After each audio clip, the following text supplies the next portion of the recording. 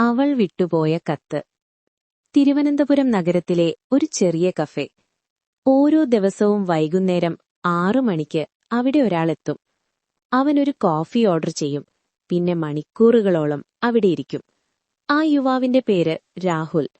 കഫേയിലെ ജീവനക്കാർക്കും പോലും അവൻ ആരെക്കായാണ് കാത്തിരിക്കുന്നതെന്ന് അറിയില്ലായിരുന്നു. പക്ഷേ രാഹുലിന് മാത്രമറിയാം, അവൻ മീരയെ കാത്തിരിക്കുകയാണ്. മീര അവന്റെ ജീവിതത്തിലെ ഏറ്റവും പ്രധാനപ്പെട്ട ആളായിരുന്നു. അവർ രണ്ടുപേരും ഒരേ ഓഫീസിൽ ജോലി ചെയ്തിരുന്നു. ആദ്യ ദിവസം മീര ഓഫീസിലെത്തിയപ്പോൾ രാഹുൽ അവളെ കണ്ടു. അവളുടെ മുഖത്തെപ്പോഴും ഒരു സ്നേഹമുള്ള ചിരിയുണ്ടായിരുന്നു. അവൾ എല്ലാവരോടും വളരെ സൗഹൃദപരമായിരുന്നു. പക്ഷെ എന്തോ കാരണത്താൽ അവൾക്ക് രാഹുലിനോട് സംസാരിക്കാൻ പ്രത്യേക താൽപര്യമുണ്ടായിരുന്നു. അവരുടെ സൗഹൃദം വളരെ വേഗത്തിൽ വളർന്നു.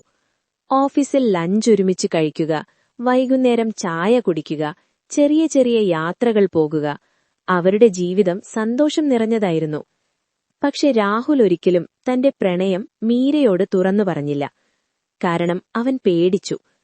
ഒരു ദിവസം മീര അപ്രതീക്ഷിതമായി ഓഫീസിൽ വരാതായി. രാഹുൽ അവളെ പലതവണ വിളിച്ചു. പക്ഷെ ഫോൺ ഓഫായിരുന്നു.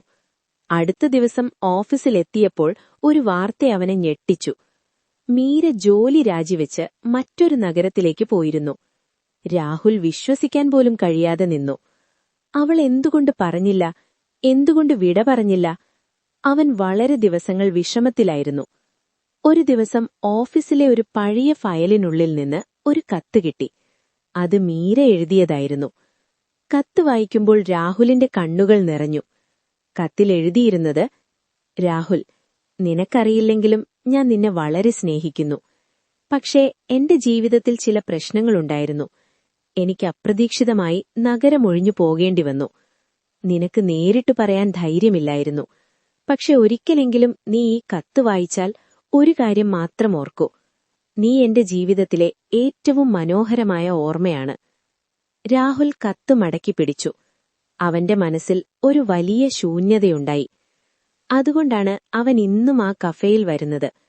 കാരണം ഒരിക്കൽ മീര പറഞ്ഞിരുന്നു, ഈ കഫേ എനിക്ക് വളരെ ഇഷ്ടമാണ്. അതിനാൽ രാഹുൽ ഇന്നും കാത്തിരിക്കുന്നു.